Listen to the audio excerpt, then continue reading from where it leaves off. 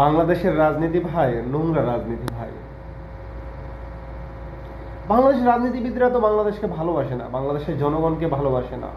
তারা শুধু চিনে টাকা আর টাকা। যদি বাংলাদেশের জনগণকে ভালোবাসতো, বাংলার মানুষকে ভালোবাসতো, যদি মাতৃভূমিকে ভালোবাসতো, তাহলে হাদির মতো দেশপ্রেমিক আজকে শহীদ হওয়া লাগতো না।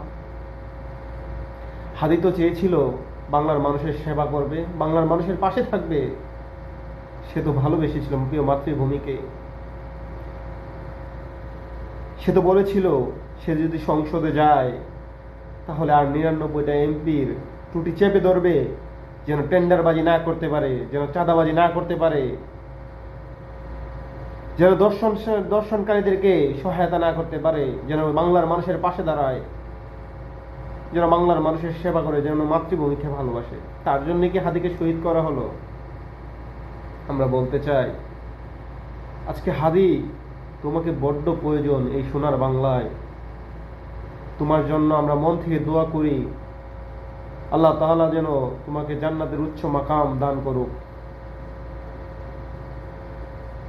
হাদি তুমি শুরু করে দিয়ে গেছো